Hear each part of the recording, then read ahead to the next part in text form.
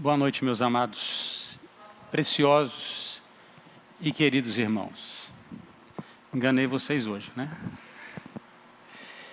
Rubinho, você já está ficando velho, né, rapaz? Só não cresce, né? Que bênção ouvir as notícias dos campos missionários, de ver que a gente servindo ao Senhor em alguns lugares que são difíceis e que talvez, ou certamente, eu e você teríamos dificuldades para estar lá, para abandonar a nossa cidade, para abandonar a nossa pátria e para ir para um povo estranho por amor ao Evangelho. Uma vez que nós já temos dificuldade de atravessar a nossa rua e falar do amor de Deus para o vizinho. Imagina atravessar e sair sem nenhuma garantia. A garantia do missionário é a ida. Sem saber se a igreja vai se comprometer orando e suprindo. Então eu sei que é um desafio muito grande. Ouvir notícias dos irmãos nos campos é uma grande bênção. A bênção maior ainda é quando na porta do gabinete pastoral alguém bate e fala: pastor, eu gostaria de servir o Senhor num campo missionário. Então eu estou orando por isso. Se Deus tem tocado seu coração, Deus tem te chamado, uma boa obra você está aí abraçando. Hoje pela manhã eu briguei com o presbítero Rubem. Falei: você veio falar de missões sem entusiasmo. O povo já tem medo de sair daqui, né? Manda o outro para o campo, mas não quer ir, né? Então nós temos que orar pelos nossos missionários que estão no campo, meus irmãos, como se lá estivéssemos, como se fôssemos nós que estivéssemos precisando de encorajamento, que estivéssemos cavando uma oportunidade dentro de uma cultura estranha para abrir uma porta para o Evangelho, para entender a língua, para entender a cultura, para entender como anunciar Jesus numa cultura diferente, para ter que experimentar uma culinária que não é a maravilhosa culinária brasileira. É tudo diferente, costumes diferentes, e anunciar Cristo lá. Então eu sei quanto é difícil, mas nós devemos orar assim, como se fôssemos nós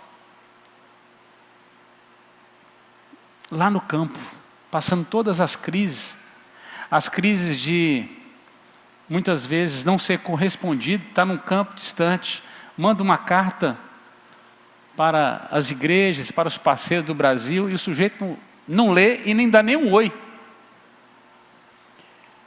O pastor Fábio falou assim: Vumar, você responde a todos que eu mando. Eu falei: nem que seja assim, Deus te abençoe.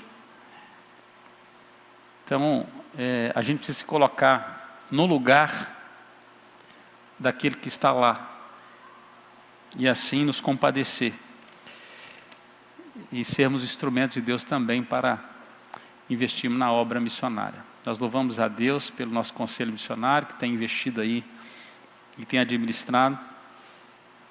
O ano que vem, se Deus quiser, nós vamos abraçar mais 2 famílias, na nossa conferência missionária, mais 2 famílias missionárias para o campo do Senhor.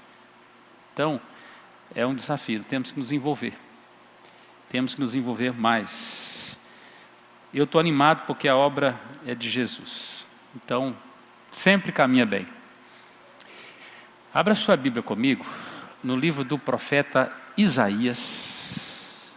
Nosso tema é outro hoje, tá bom? Apesar que é uma noite de missões. Livro do profeta Isaías, no capítulo 58.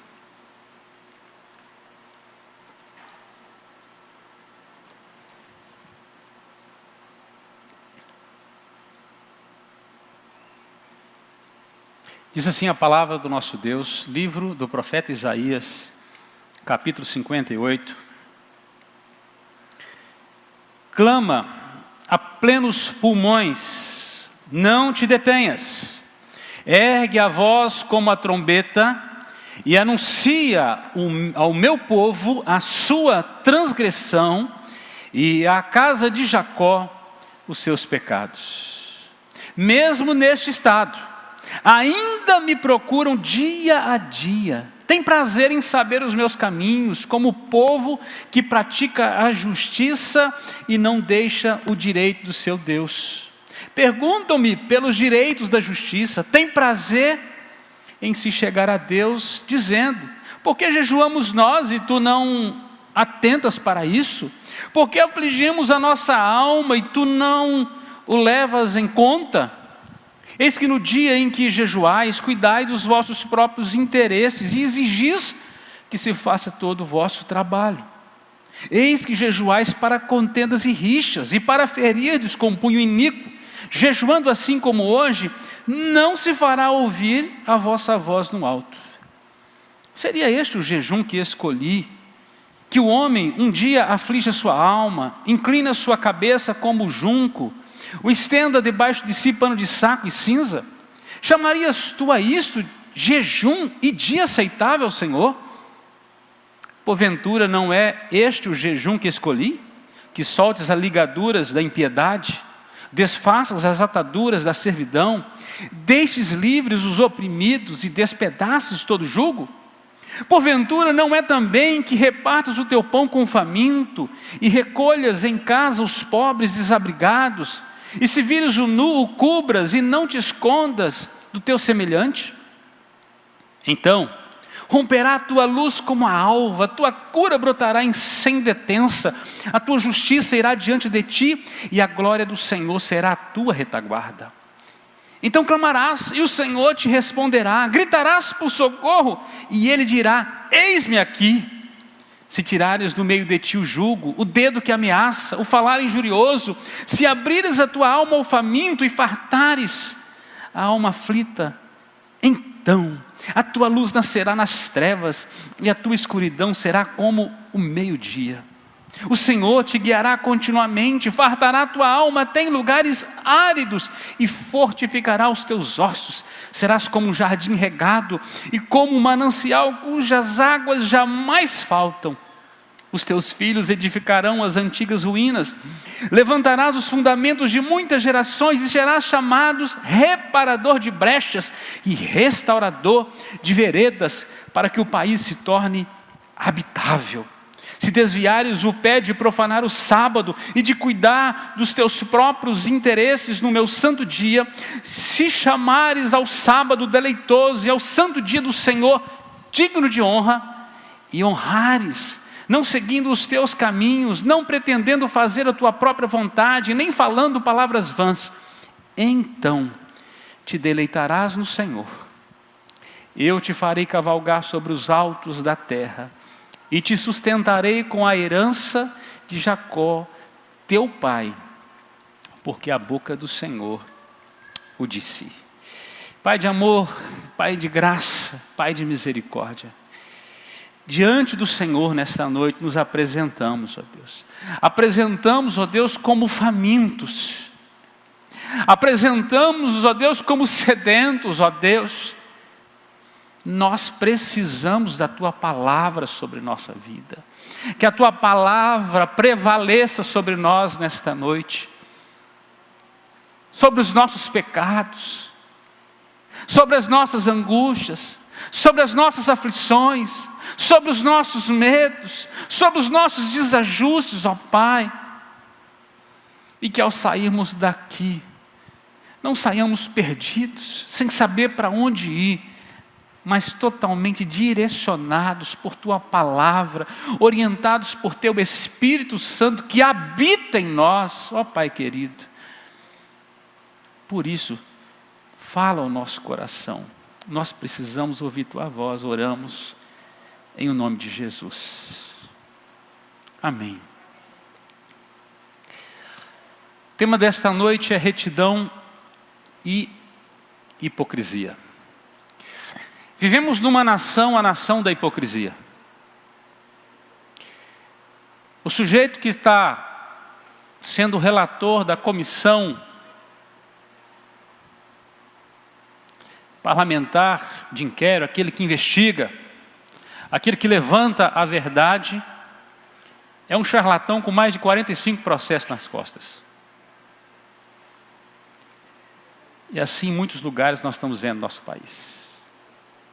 Em diversas comissões dentro dos poderes funcionam assim. O sujeito vem na televisão, faz um discurso bonito, chamando as pessoas para uma postura, mas no outro dia ele entra no avião e vai fazer compras em Miami. É o que nós vemos na nossa nação. O Brasil precisa ser passado a limpo com a realidade. Quando nós olhamos lá para os altos poderes, achando que aquilo que nos impressiona, a gente esquece que eles nos representam. Seja do partido que for, seja da função que for, se é na mídia, se é na política, se é dentro do judiciário, o que nós encontramos são vidas dúbias, posturas distintas.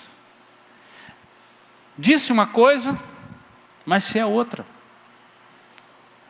A ficha policial, criminal, de muitos daqueles que estão arbitrando, julgando, é maior do que o réu, do que do réu. E muitas vezes nós apontamos os dedos lá para cima, né? Que é muito fácil acusar aquele que está lá.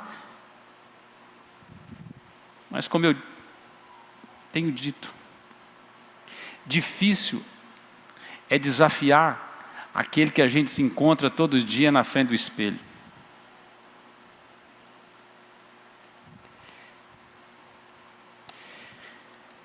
O hipócrita se baseia em dissimulação, em fingimento, falsidade, desonestidade.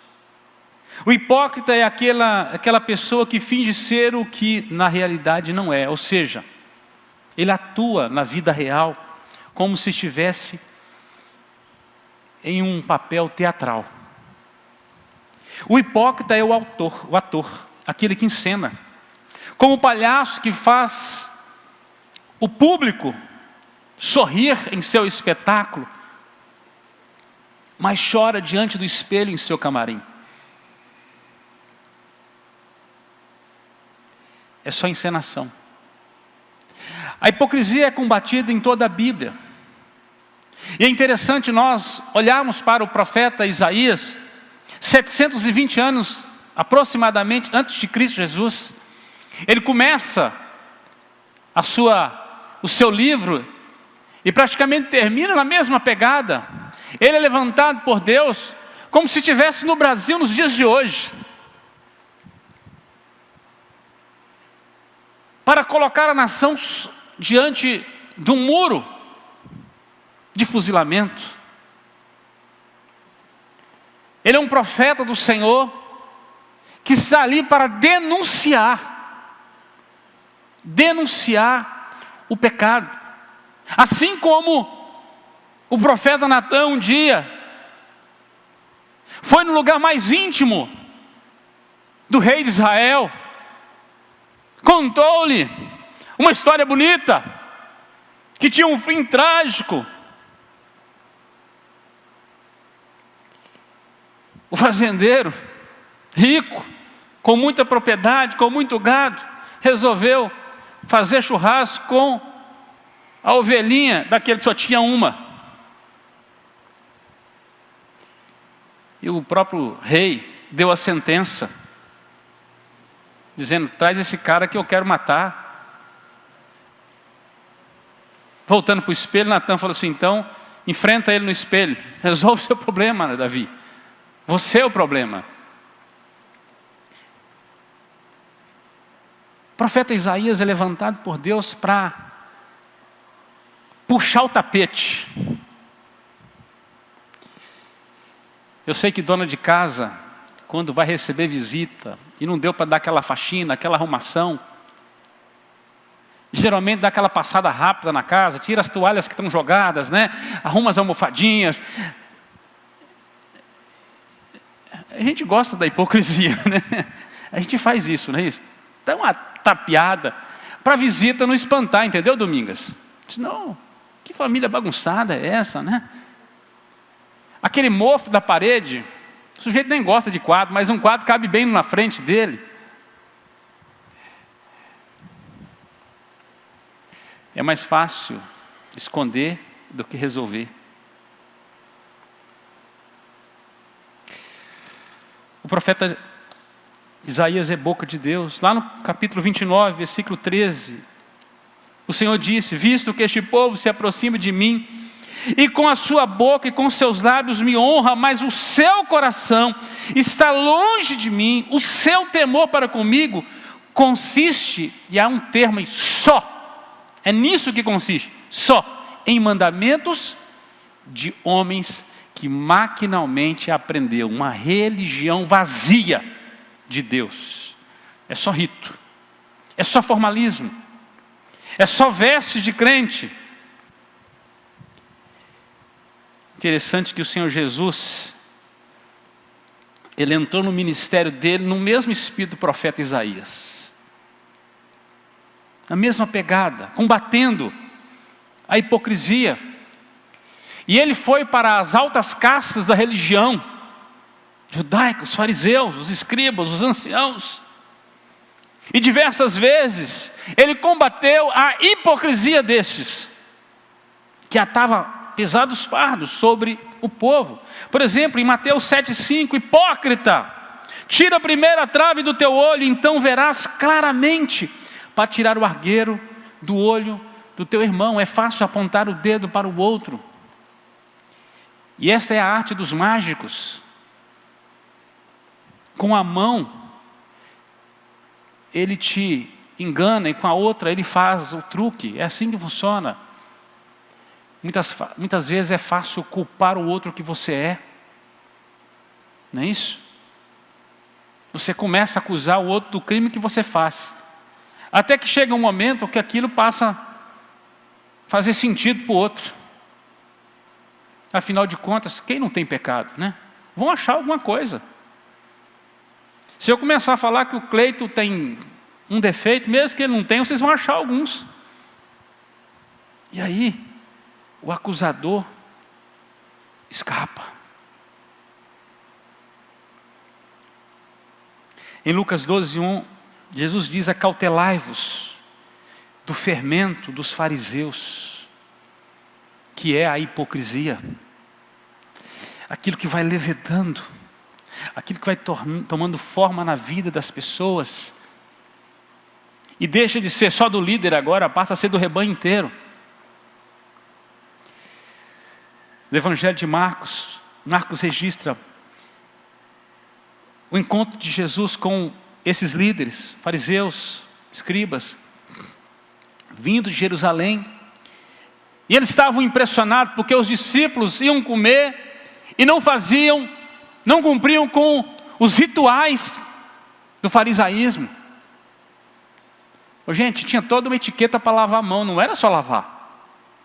Tinha como lavar, tinha como dobrar a roupa. O cara tinha que fazer, sabe, todo um rito religioso para as refeições. Como se aquilo ali fosse uma espiritualidade verdadeira. Como se aquilo ali fosse parte do relacionamento com Deus, daquilo que agradasse a Deus.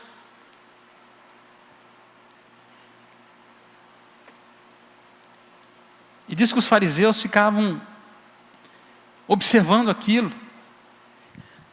porque eles tinham muitas formas de expressar a sua etiqueta religiosa.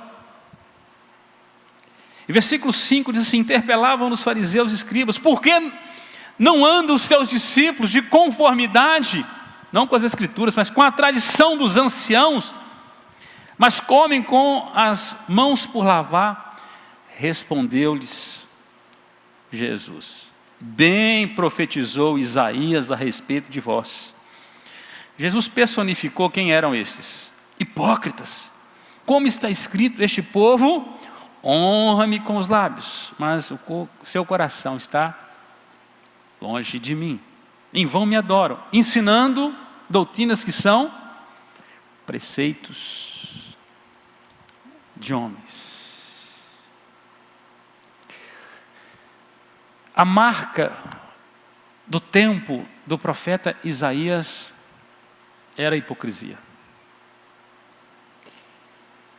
Era a religião de fingimento. E eu falo que é muito fácil para nós expressarmos a religiosidade dentro dos prédios da igreja, dentro do templo. Porque a gente vem parecendo crente mesmo, né? Eu não sou tão antigo assim, mas sou José de Almeida, que já é um pouquinho mais. Ele lembra aí que eu posso falar assim com o Sr. José de Almeida, que ele é meu parceiro de... Né, Sr. José? Então, é com intimidade, né? O Sr. José é um pouquinho mais antigo que eu. Ele lembra que a gente conhecia o sujeito de qual igreja que era, pelo jeito que ele carregava a Bíblia. Se o sujeito carregava a Bíblia debaixo do braço, era batista. Se carregava a Bíblia no peito, era assembleano, José. Isso está certo. Mas se andasse com a Bíblia toda avacalhada assim, quem era? Lembrou aí como é que você fazia, né? O jeitinho. A gente tem o trejeito religioso que a gente vai criando. Os hábitos, os costumes. Não tem problema nenhum ter costumes. O problema é fazer isso a nossa fé. Dizem por aí que a tradição é a fé viva dos que já morreram. É a fé de Abraão. É a paciência de Jó. É o coração de Davi. Essas lições que nós aprendemos, isso são valores. É dedicação. Agora, se o banco é de plástico, de madeira, isso é tradicionalismo, é fé morta de quem está vivo. Não edifica ninguém. E às vezes a gente briga por essas coisas. Quantas vezes a religiosidade tradicionalista sobrepõe a nossa vida santa diante de Deus? Quantas vezes nós nos apresentamos a Deus cheio de predicados, mas que não tem nada a ver com quem nós somos de fato diante de Deus. O Deus que, quando a gente fecha a porta do nosso quarto e ora em secreto, Ele que nos vê em secreto. Aquele que a gente faz a oração lá do Salmo 139, 23, 24, sonda-me, ó Deus, vê meu coração, prova-me, conhece os meus pensamentos, vê se há em mim algum caminho mau. É até perigoso fazer esse tipo de oração, né? Vê se há em mim algum caminho mau, e Deus fala assim, vou puxar sua ficha agora, te mostrar o quanto que você tem. Falou, Deus, não tem como parcelar isso aí, igual nas lojas americanas, pernambucanas, né? Não, é tudo agora. Bom, o profeta Isaías é levantado, ele parcelou em 66 vezes aqui, se você ler o livro inteiro, mostrando a realidade. Voltando para o texto que nós lemos, o profeta, entre outras coisas, vai combater aqui também a hipocrisia. E ele faz aqui um grande contraste entre a liturgia ofertada, ou a falsa adoração, a adoração encenada, a adoração dissimulada, e aquilo que Deus realmente quer, a verdadeira adoração, o verdadeiro adorador. Ele faz um contraste entre retidão e hipocrisia, entre verdade e hipocrisia. E eu quero explicar o texto hoje, meus irmãos, trazendo algumas lições sobre a retidão que Deus quer. E Quando eu falo de retidão aqui, eu falo aquilo que é totalmente sincero, verdadeiro, limpo, puro, objetivo. Aquilo que está dentro de conforme com a vontade de Deus. Aquilo que você não precisa explicar, Deus vê. Porque quando tem que explicar, parece que a gente está querendo esconder alguma coisa, né? Deus não é bem assim, não. Deus é assim. É a oração do rei Davi: cria em mim, ó Deus, um coração puro, renova dentro de mim o espírito inabalável. Deus, um coração puro. Eu quero ter a capacidade de olhar nos teus olhos, eu quero, Deus, ter a capacidade de falar a verdade, eu quero ter a capacidade de viver a verdade, eu quero ter a capacidade de expressar a verdade. Na minha oração, eu não preciso de introdução. E aí você vai lembrar de gente que entra na presença de Deus e sai da presença de Deus, né? Meu pai está vivo e eu brincava com ele. Falei: pai, o senhor está entrando, o senhor está saindo. Porque ele falava assim: Senhor Deus, entrando em tua presença, na oração, né? Eu falei: pai, o senhor se escondeu dele, está voltando agora, né? Minha adolescente era terrível, né? Não, um Deus que todas as coisas estão patentes aos teus olhos. Que o nosso relacionamento com Ele, a nossa oração, não precisa de ter uma introdução cheia de jargão. Você não precisa começar: Deus de Abraão, Deus de Isaac, Deus de Jacó. Vocês lembram dessas orações da igreja? Lembra? Então você já está velhinho, né? Deus de Isaac. Aí o sujeito introduzia, chegava até... E tinha os mais jovens na igreja, falavam assim: a hora que ele começar a orar, eu fecho os olhos, né? E esperava. Não. Olhe para as orações que Jesus fez, que está na Bíblia. Coração aberto, conversando com o Senhor. Olha como é que é a oração do publicano. Direto ao assunto. O profeta vai tratar sobre isso. É direto, é reto, é verdadeiro, é sincero. Você não precisa expressar um fardo religioso para dizer quem você é diante de Deus. Muitas vezes é aquela oração de Ana. Ela só consegue mexer os lábios, ela não consegue nem falar. Ela derrama a sua alma perante o Senhor. E Deus a viu. A retidão que Deus quer é muito além da nossa liturgia, da nossa hipocrisia. Em primeiro lugar, a retidão que Deus quer confronta, preste atenção, a retidão que Deus quer confronta, ela vai em direção oposta à hipocrisia que nos afasta da comunhão com Deus e das bênçãos de Deus. Porque você pode enganar poucas pessoas muito tempo, muitas pessoas pouco tempo, mas jamais enganará a Deus em nenhum tempo. Ele sempre vai ver, Ele sempre sabe. Quem age de maneira hipócrita no seu relacionamento com o Eterno, afasta de si as bênçãos de Deus e a comunhão com Ele. E acompanha comigo, verso 1 aí do capítulo 58. Clama em plenos pulmões, a plenos pulmões, não te detenhas, ergue a voz como a trombeta e anuncia ao meu povo a sua transgressão e à casa de Jacó os seus pecados.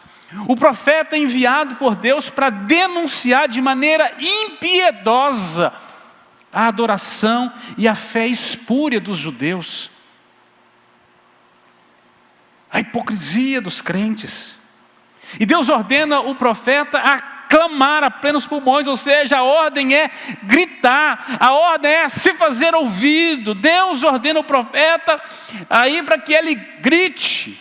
E diz mais: não se detenhas, não se omita, não poupe o povo da mensagem, não seja negligente. Tinha uma canção antiga que dizia: pregadores de rosas, pregue os espinhos também.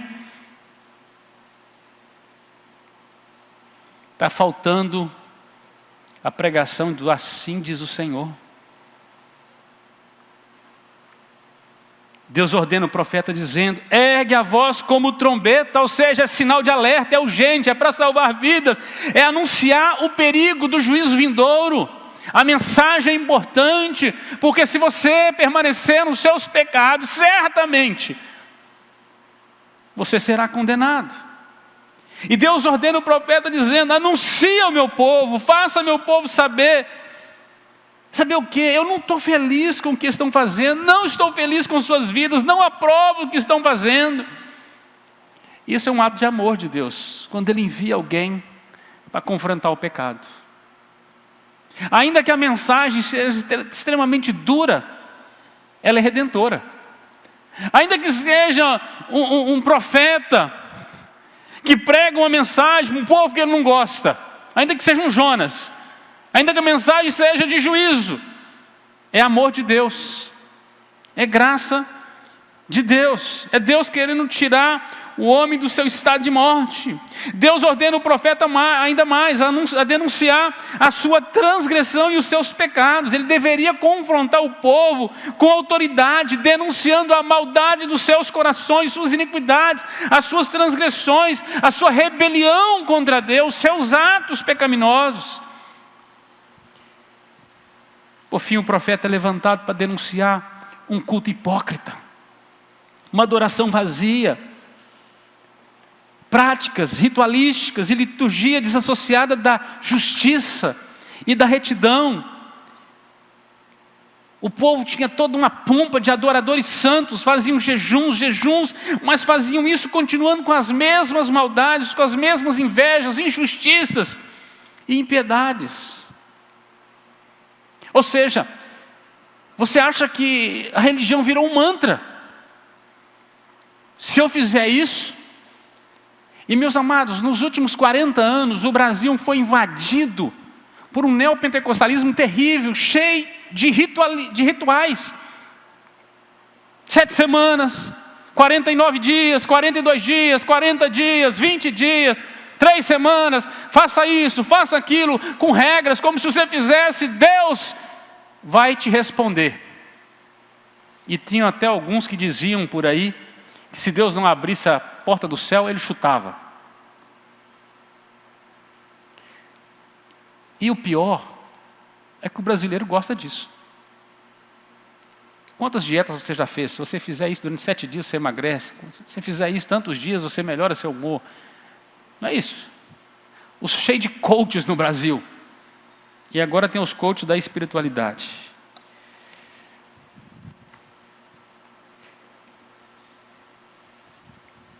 Jejuns, rituais, o povo fazia tudo isso.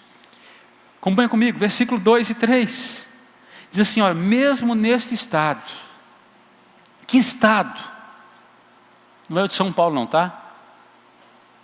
Mesmo na situação de iniquidade, de injustiça, de pecado, de hipocrisia,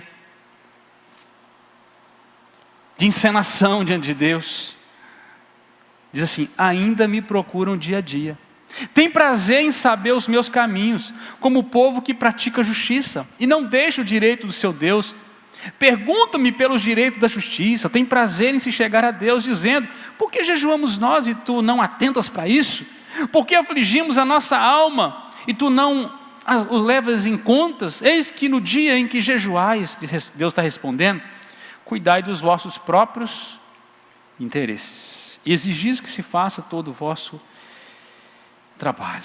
Bom, o profeta não está denunciando aquele que está de fora, aquele que não tem uma prática religiosa, aquele que não vai na igreja, mas é exatamente quem congrega. O profeta está confrontando aquele que regularmente exercia sua fé dentro da nação. Aquele que parecia estar dentro de um padrão de religiosidade e espiritualidade. Por isso, não basta ser presbiteriano para entrar no céu, viu? Agora eu sou membro, se não nascer de novo, não entra. Nicodemos estava dentro do melhor sistema de religioso da época. Certo? Capítulo 3 de João. Nicodemos, ele era o mestre de Israel. Isso significa que ele era o Augusto Nicodemos da época, no sentido de conhecimento. O cara era o cara. Muitos alunos para todos os lugares. Só lhe faltava uma coisa: nascer de novo.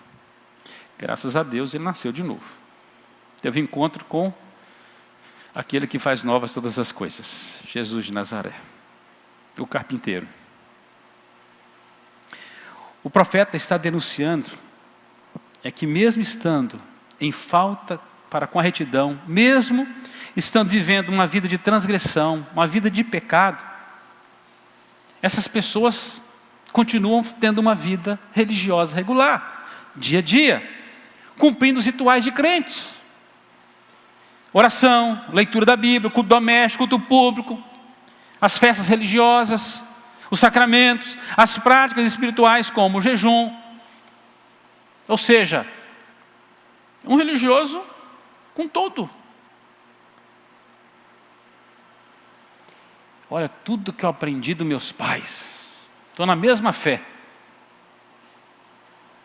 Só está faltando ainda o Deus de Abraão, o Deus de Isaac, o Deus de seu pai, ser o seu Deus pessoal.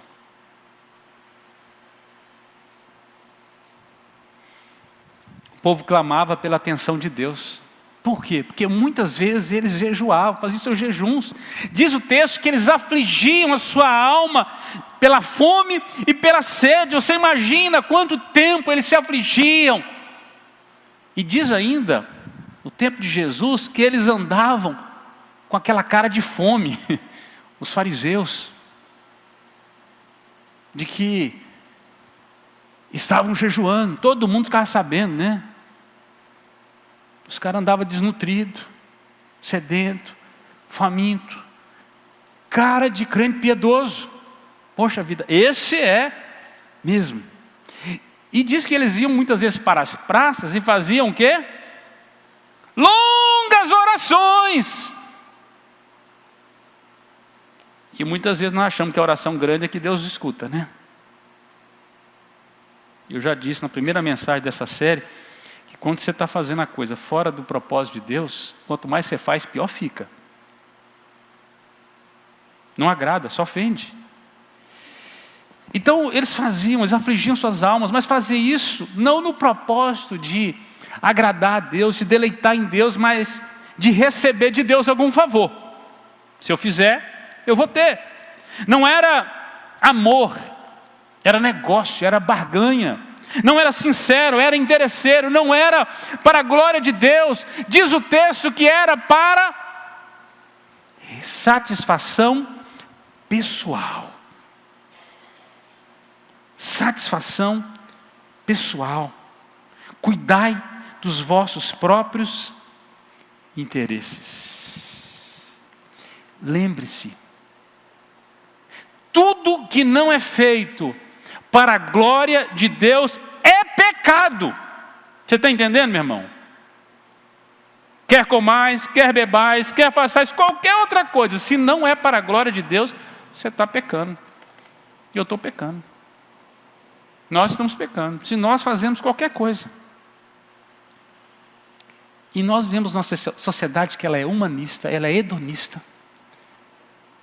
Ela só ama a si mesma. É a sociedade que criou a selfie. Toda paisagem tem você na foto. Já reparou? A gente gosta de se ver, né?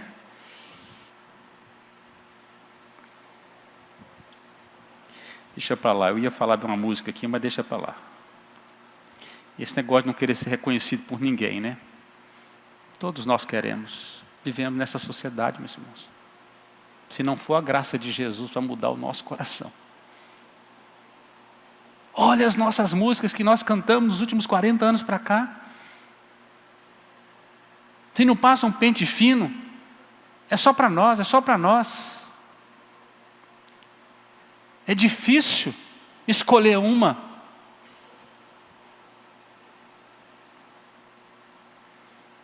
Tudo é para tratar do nosso coração, do nosso mal-estar, das nossas aflições, das nossas angústias. É tão emocional e é tão humanista as músicas da nossa geração. Irmãos, isso é um indicativo de que fazemos, e fazemos mesmo, muita coisa que não é para a glória de Deus. Verso 4: eis que jejuais para contendas, rixas, e para ferir com punho iníquo, jejuando assim como hoje, não se fará ouvir a vossa voz no alto. Alto, aqui é nas camadas mais importantes, dentro do palácio, diante dos nobres, ser reconhecido. O jejum, ou a liturgia não era santificadora, não era para edificação pessoal ou coletiva, não era para a glória de Deus, era para ser vista, para ser louvada, para ser conhecida entre os nobres do palácio. Eu faço porque eu preciso entrar, e quando o pessoal passar aqui para tirar foto na igreja, eu tenho que fazer uma cara de piedade, né? Para aparecer na foto publicada, que eu estava ali extremamente quebrantado. Irmãos, nós vivemos nessa sociedade, é muito difícil desassociar isso. Diz que era para ser conhecido entre as pessoas mais importantes, era uma disputa, era uma verdadeira contenda, o propósito era narcisista, era o eu no centro, a religiosidade assim é hipocrisia. O profeta está denunciando, ela é falsa, e o pior, ela desagrada a Deus. Desagrada a Deus, porque ela mostra uma fachada. Jesus chamava isso de sepulcro caiado. Está branquinho, passa cal. De vez em quando o prefeito manda uma equipe que dá uma pintada lá no passeio, não é isso? No meio fio. Fica tudo branquinho a rua, parece que está tudo novo, né? A primeira chuva lava tudo. Não fez nenhuma obra. Passou uma cal, tapeou, encenou, cobriu. Versículo 5: seria esse o jejum que escolhi, que o homem um dia aflige sua alma, inclina sua cabeça como o junco, estenda debaixo de si pano de saco e cinza? Chamarias tu isto jejum e dia aceitável do Senhor? Bom, Deus está interrogando, será que eu pedi isso? Será que determinei esse tipo de serviço religioso com essa motivação? Será que Deus tem interesse de nos humilhar para nos fazer pior, meus irmãos? Ou seja, o sujeito sai num período de jejum pior do que ele entrou, porque ele acha que ele tem um direito agora diante de Deus, inclusive de julgar o irmão. Jejum 3 vezes por semana, conhece assim? O sujeito que vai para as mídias para falar o que ele faz. Meu irmão, eu deleto, eu desligo, eu não consigo assistir um vídeo de pastor que fica se vangloriando do que está fazendo diante de Deus. Nós somos pecadores.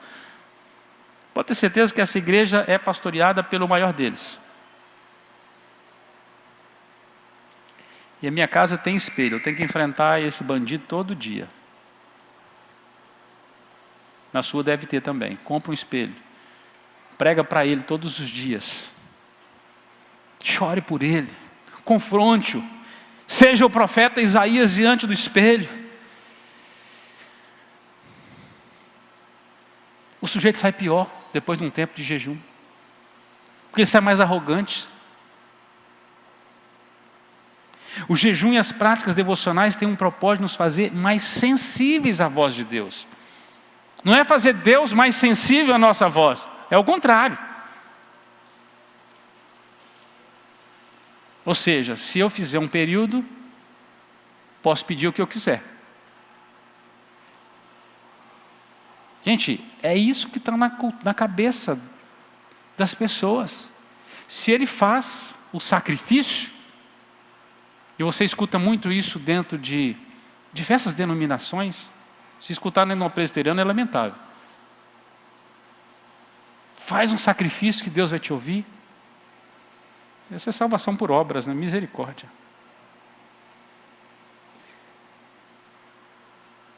O jejum não é para Deus nos ouvir, é para a gente ter a capacidade de ouvi-lo. Não é para nos agradar, é para agradá-lo.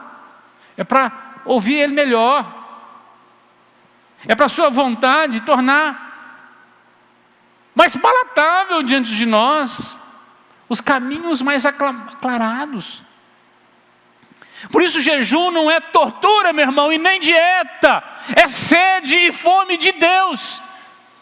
Tem gente fazendo dieta no jejum.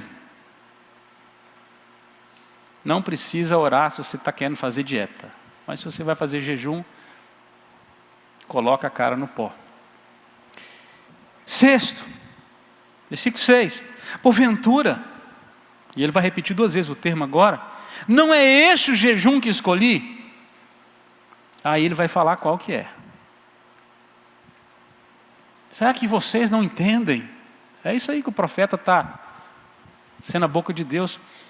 Que soltes as ligaduras da impiedade, desfaças as ataduras da servidão, deixes livres os oprimidos e despedaces todo jugo. Deus não quer nos dar uma religiosidade cheia de julgos e de servidões, sem o deleite de sua graça, sem o deleite da sua comunhão. Deus reprova legalismo, Deus reprova religião opressora, religião que escraviza as pessoas em seus rituais, que ata fardos pesados sobre os fiéis.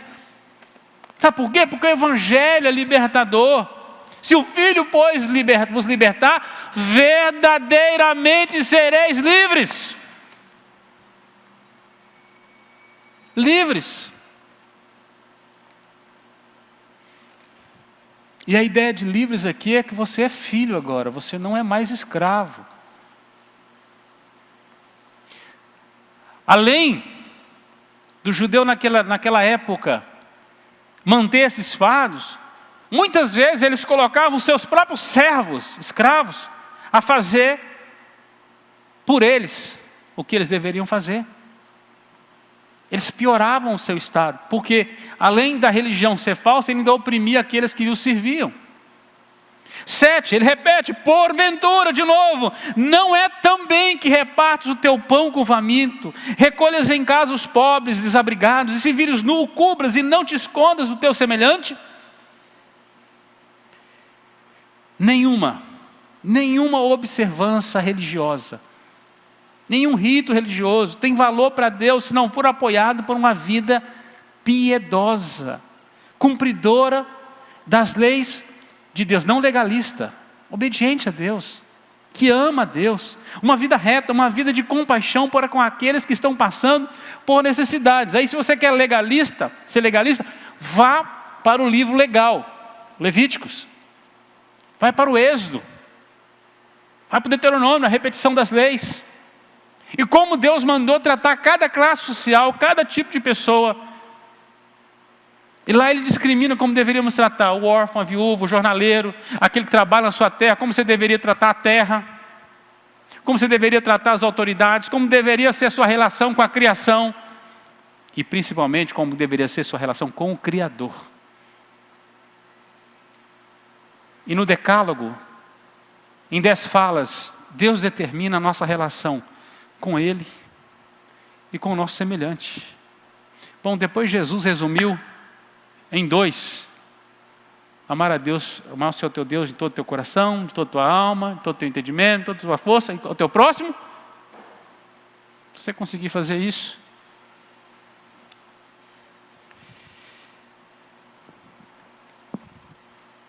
então, nada de religiosidade apenas por rituais é capaz de agradar a Deus. É preciso ter uma vida de compaixão. Então, em primeiro lugar, meus irmãos, a hipocrisia que nos afasta da comunhão com Deus e das bênçãos de Deus. É isso que o profeta está clamando em plenos pulmões. Em segundo lugar, a retidão que Deus quer, é um contraponto, nos leva a abandonar a hipocrisia. Quando nós entendemos a vida reta que Deus quer, ela nos leva a abandonar a hipocrisia. Então ela restaura a nossa comunhão com Deus e assim as bênçãos de Deus. Por isso, do verso 1 ao 7, você vai encontrar o primeiro bloco, do verso 8 ao 14, super didático esse texto, a segunda parte. A partir do verso 8 diz assim: então romperá a tua luz como a alva, a tua cura brotará sem detença, a tua justiça irá diante de ti, e a glória do Senhor será a tua retaguarda. Então romperá a tua luz. Ou seja, se você abandonar sua vida de falsidade, fingimento, de hipocrisia, e uma vez que você abandonou, uma vez que mudou o propósito do coração e sua prática, o profeta passa agora a trazer as promessas de Deus diante do abandono da hipocrisia, do abandono da falsidade, da falsa religiosidade, da falsa adoração, da falsa liturgia da vida. Quando você muda a postura. Bom, todas as promessas já estavam disponíveis para nós. O que nos impede de recebê-las é o nosso próprio coração. Deus quer nos abençoar, com toda sorte de bênçãos. Deus quer ter profunda comunhão conosco. Deus quer que deleitemos nele. O salmista, no Salmo 16, diz que ele nos fará ver os caminhos da vida. Na presença dele há delícias perpetuamente. Deus quer que nós entremos nessa delícia, já aqui. Mas ele diz que são as nossas iniquidades que nos separam do nosso Deus. É as nossas dificuldades. Então ele começa a trazer agora o comportamento honesto, que é fruto da fé salvadora, da obra de Cristo na cruz, é que traz cura, que vai produzir em nós a verdadeira justiça social, que fará com que o adorador ande na luz da glória de Deus. Ou seja, na verdade, o texto diz: a tua justiça irá diante de ti, e a glória do Senhor será a tua retaguarda. E ele começa: então romperá a tua luz como a alva, a tua cura brotará. Ou seja, é o oposto do que estava vivendo. Se você vive diferente, ou seja, se você vive em verdade, sem falsidade, sem hipocrisia, sem encenação, em sinceridade e em verdade, então romperá a tua luz. Então o resultado será outro. Então a sua vida vai mudar. Então Deus vai aclarar o seu caminho. Verso 9 diz assim: então clamarás e o Senhor te responderá. Você não estava reclamando que Deus não respondia? Que você fazia jejum, que você fazia isso, aquilo, aquilo outro, e Deus não respondia? Muito bem, Deus está respondendo. Muda a postura, eu mudo também. Deus, mas o senhor estava brincando comigo. Falei, ele vai fazer assim: mas você começou primeiro. Se você quer ter uma vida reta, vamos caminhar. Bênçãos e maldições é o que está proposto nas Escrituras. Quando Deus deu a lei para o povo, eu proponho para vocês: bênção e maldição. Se obedecer, se fizer isso, aquilo, aquilo outro, já está disponível. Se desobedecer, porque se você obedecer, você vai ser feliz no campo, feliz no trabalho, feliz em casa. Não vai faltar o fruto na terra.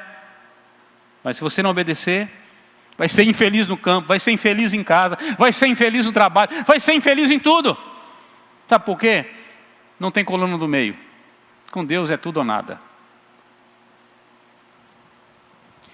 Então clamarás, o Senhor responderá, gritarás por socorro, e Ele dirá: eis-me aqui. Opa, no início era o profeta que dizia eis-me aqui, agora quem está dizendo é Deus, que não se esconde dos seus filhos. Se tirares do meio de ti o jugo, o dedo que ameaça, ou falar injurioso, ou seja, tem as condições. Então clamarás, o Senhor te responderá. É a comunhão sendo restaurada, fruto da cura espiritual, da mudança de propósito, da mudança de prática. O dedo que ameaça, isto é, a falsa acusação do inocente, não estará mais sobre ti, pois estará em retidão. Você para de atacar seu irmão e Deus para de te atacar. É por aí. Você para de fazer obras iníquas e Ele retém a mão do juízo. Porque se tem alguém que restringe o mal neste mundo, é Deus. É Ele que restringe o mal. E se não fosse pela operação da graça de Deus restringindo o mal, esse mundo já tinha se decomposto, meu irmão. Não está pior, porque Deus tem restringido, e Ele faz isso com o coração dos crentes quebrantados, que têm buscado, que têm orado, que têm colocado suas vidas diante do Senhor, em santidade.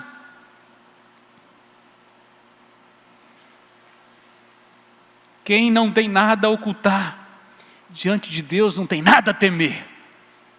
Porque quem abre o seu coração diante do Eterno, Ele limpa, lava e transforma. Verso 10, se abrires a tua alma ao faminto e fartares a alma aflita, então a tua luz nascerá nas trevas. A tua escuridão será como o meio-dia. A tua escuridão será como o meio-dia, isto é, o seu presente estado de calamidade, de desgraça, será substituído pelo brilho da graça, do favor de Deus. Nosso país, ele é um país iluminado, uma bênção. Quando bate aquele sol, principalmente para nós que moramos aqui no litoral, aquele sol bate nas águas e dá aquele brilho assim, que coisa mais linda. Não tem como não orar agradecendo a Deus, o Criador. Mas eu lembro em 2013, eu estive no Egito, e pela primeira vez eu vi um sol durar muito tempo. A gente dormia 3, 4 horas só, porque o sol parecia que não ia embora. 10 horas da noite, o sol estava no meio. Isso fazia com que o dia ficasse tão útil e a noite tão curta. Resumindo, quase não se via as trevas. Muitas coisas podia se fazer diante da luz. Quando o sol da justiça brilha em nós, a nossa vida se torna mais útil, mais proveitosa. E ele diz mais, verso 11, o Senhor te guiará continuamente. Você não vai se perder nunca. Fartará a tua alma até em lugares áridos. E fortificará teus ossos. Serás como um jardim regado e como um manancial, cujas águas jamais faltam. É muito bom recortar esse versículo e mandar para as pessoas. Meu irmão, não faça isso. Manda o texto inteiro, tá bom? Você é presbiteriano? A gente não interpreta a Bíblia a partir de um versículo, não. É um versículo a partir da Bíblia inteira. Você está entendendo? Não é por pretexto, não. Mande esse versículo, mas manda Isaías inteiro para também a pessoa. Fala assim, você lê esse, depois você lê tudo. Porque isso é resultado de tudo que Deus já fez na sua vida. De ter mudado. Se antes a prática religiosa do jejum hipócrita causava aflição pela fome e sede, porque os jejuns intermináveis que se faziam com o propósito de barganhar com Deus, aquilo que era a prática da falsa religiosidade, uma aflição à alma, agora, ao invés de fraco, de afligido, de debilitado, Deus te guia, Deus te farta, Deus te fortalece, Deus te sustenta. Esse jejum é bom, hein? Você termina ele mais forte do que você entrou.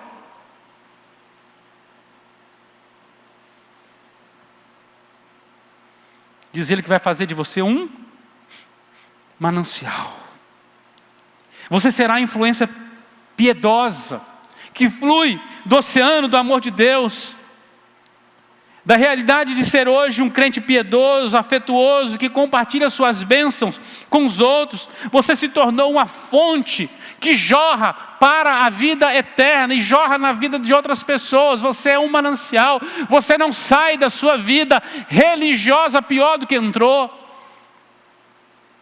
Você entra nos atos do Senhor e você sai para servir, para edificar, para transformar, para praticar a justiça, para cuidar das pessoas, você se torna Jesus em ação. E isso é ser cristão, pequeno Cristo, pequenos Cristos espalhados por todo o mundo. A representação do Cristo, os imitadores de Cristo, reproduzindo. Por isso ele diz que nós faríamos obras maiores do que as dele. Porque hoje nós somos mais de 2 bilhões de cristãos no mundo. Você imagina se a gente reproduzir a verdadeira religiosidade? Se aquele carpinteiro com 3 anos e meio fez tantas coisas, você imagina agora o resultado da obra dele através de nós, do poder dele, da autoridade dele, do governo dele. Ah, meu irmão, o mundo está para ver um crente incendiado pelo poder do Evangelho. E de repente, como Moody, você pode dizer nessa noite: sou eu, Senhor. Seja eu. O mundo está para ver. Moody dizia isso, até que um dia ele se acendeu. E o avivamento aconteceu. Verso 12: os teus filhos edificarão as antigas ruínas, levantarás os fundamentos de muitas gerações, serás chamado reparador de brechas e restaurador de veredas, para que o país se torne habitável.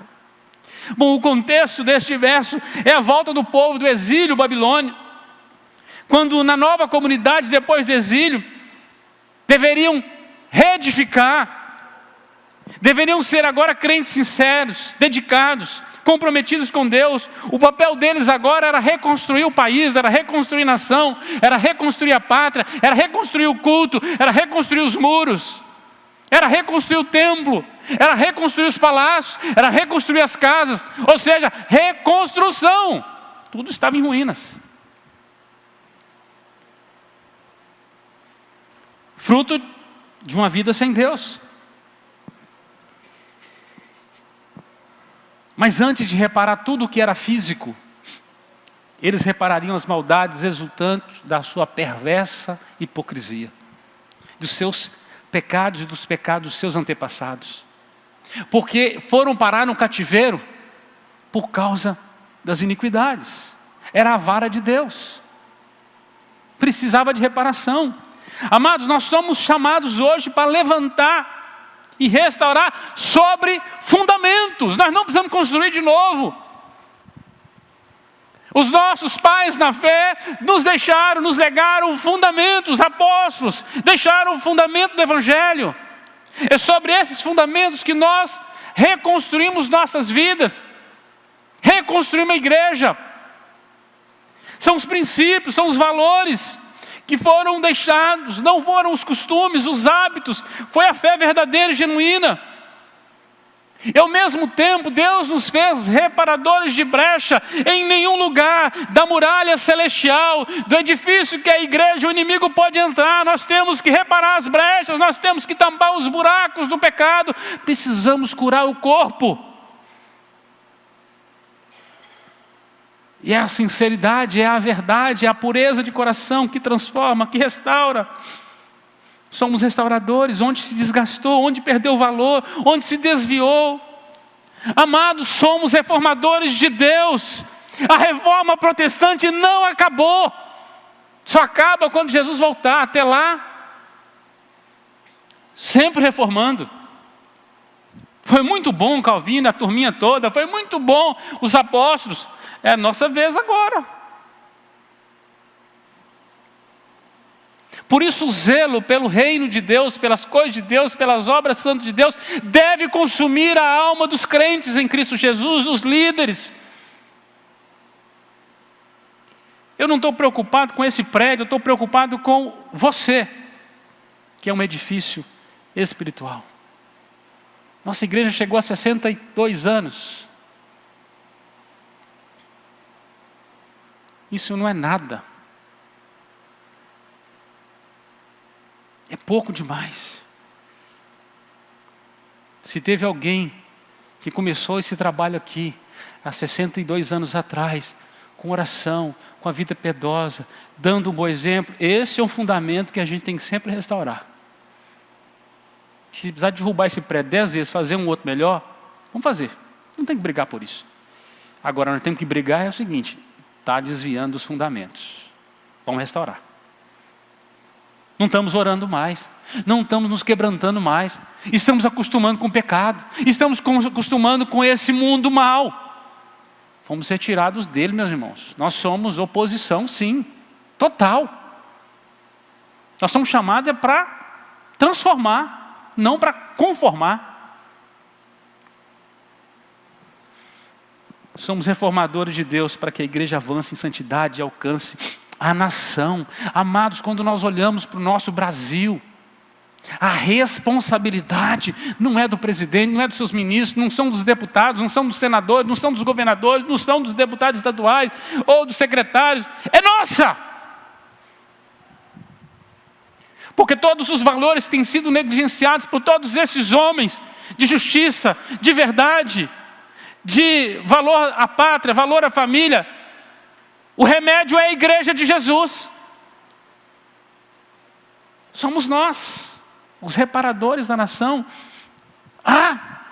Nesse texto, um desafio para nós, para que o país se torne habitável. Ele precisa estar de pé, transformado, com a imoralidade que nós vemos, com as injustiças que nós vemos, com o mundo de hipocrisia que o país vive. Se a igreja não se tornar um sal próprio, santo, abençoado, não pode curar. E aí não existe governo que transforma. Por isso o problema hoje não é esquerda nem direita. É Cristo. É o que está faltando na nossa nação. Verso 13: se desviares o pé de profanar o sábado, de cuidar dos seus próprios interesses. E aí ele volta a tocar no assunto, né?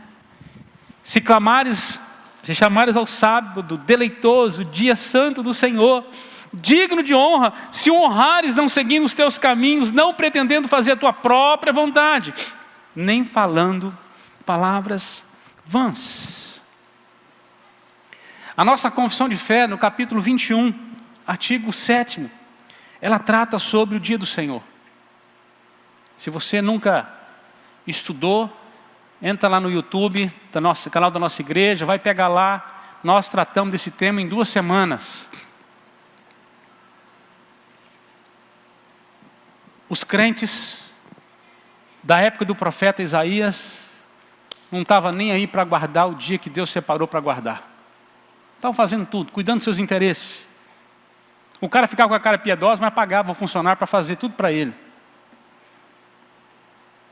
E Deus estava enjoado daquele negócio. Terceirizou a obediência. Vai e faz por mim. Como nós temos terceirizado a obra missionária. Não é verdade, senhor missionário Júlio Marcelo? A igreja não tem terceirizado? Manda o missionário, mantém ele lá fora. Mas eis-me aqui.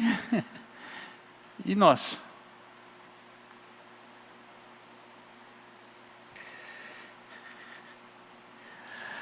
A mais significativa evidência do amor sincero ao Senhor é o deleite com o qual os seus adoradores santificam o dia do Senhor. Se o Shabá era o sábado dos judeus, o nosso é o primeiro dia da semana. Foi assim que foi o dia da ressurreição de Jesus. Mas nós queremos fazer tudo no domingo, gente. A gente quer aproveitar o dia o máximo possível para colocar outras coisas. E nós entramos no mesmo ritmo do mundo que abre de segunda a segunda. A pior desgraça foi shopping abrir domingo. Que o cara tirou o dia para ele dedicar ao Senhor e à família, para ele fazer outras coisas, comprinhas, pagar as coisas. Ficou muito fácil, meus irmãos, hoje as coisas, principalmente sair do caminho reto. Precisamos santificar o dia do Senhor novamente.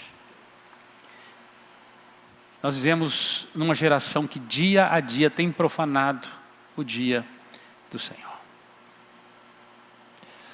Meu irmão, não sei qual dia você tira para dedicar exclusivamente ao Senhor.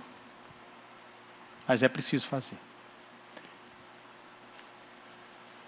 Que a tendência nossa é depender mais das nossas forças, mais da nossa inteligência do que de Deus. E o sujeito, não, eu não tiro o domingo, mas eu tiro a terça. Eu tira mesmo. Gente, todo dia alguém oferta uma agenda nova para a gente. E não é a de Deus. Todo dia. Muitas vezes nós temos usado o dia do Senhor para outros propósitos e outras finalidades. E isso afronta o Senhor. Você não sabe porque está dando errado, meu irmão. Deus sabe. Não adianta ser hipócrita com Deus. Onde Deus escreveu, meu irmão, não tem como passar a borracha e apagar. Não tem como dizer, pode fazer diferente. Porque o amor a Deus é provado pela obediência. O Deus que nos sustenta de segunda a sexta é suficiente para nos sustentar no sábado e no domingo. Você sabia disso? Porque é Ele que manda a chuva, é Ele que sustenta, é Ele que alimenta. Por fim, meus irmãos, verso 14, ele termina, então deleitarás no Senhor. A gente quer chegar nesse então, a gente quer deleitar nele. Mas como eu disse antes, nós queremos muitas vezes deleitar em nós mesmos. A gente já tem as nossas vontades, os nossos gostos, né? A gente quer estabelecer para Deus como a gente quer as coisas. Eles então deleitarás no Senhor. Eu te farei cavalgar sobre os altos da terra e te sustentarei com a herança de Jacó, teu pai, porque a boca do Senhor o disse. Então, ou seja, quando nós corrigimos os nossos propósitos e práticas, então encontramos deleite em Deus. Irmão, começar a orar, começar a ter uma vida piedosa, você não vai sentir prazer no início não, tá? O hábito de se encontrar com Deus, todos os dias, com um bom papo, vai produzir uma amizade forte, um relacionamento dependente, até você ter prazer em Deus. Não acha que é na primeira dose. E o resultado aqui, que ao invés de esperar o que a nação fazia, esperava Deus colocar ele em evidência, ele diz o seguinte, que ele é que vai fazer cavalgar sobre os altos da terra. É Deus que nos coloca onde Ele quer. Por isso os planos dele são mais altos do que os nossos, os pensamentos dele são mais altos que os nossos, o caminho do Senhor é mais alto que os nossos. Por mais bem planejado seja a sua trilha, a de Deus é melhor. Sempre melhor. Se José soubesse que ele ia ser o governador do Egito, talvez ele ficasse muito mais vaidoso ainda, né? Mas ele tinha que passar por um tanto de coisa. Os caminhos de Deus são perfeitos. Deus estava preparando um alto para ele, mas fez ele passar vários baixos na sua vida.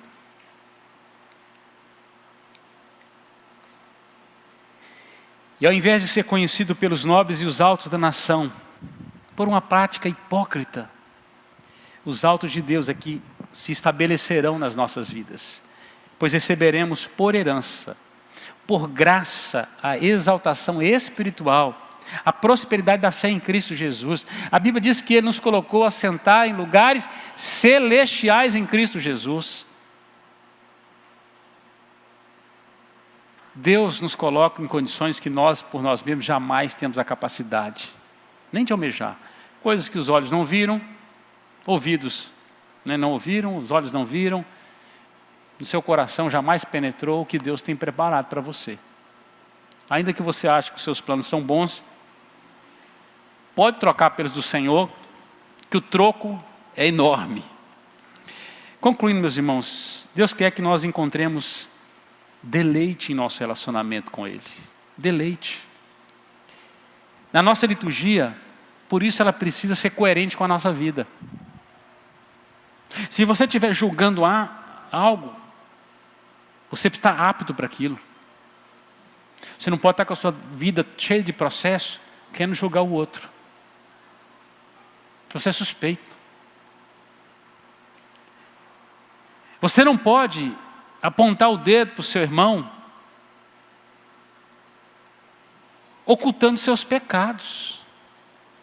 Porque aquele que esconde os seus pecados não prospera.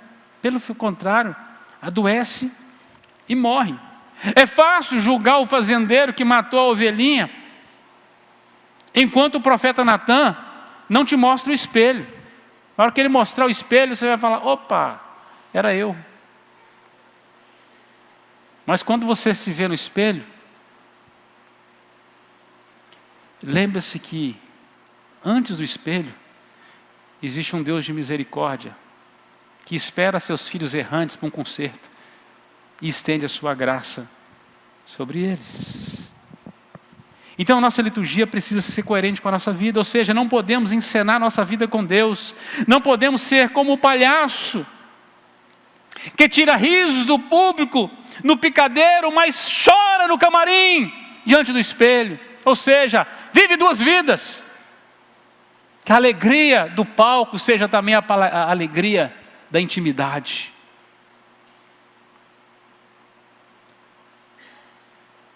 Que seus filhos não queiram te conhecer somente aqui, mas lá em casa também.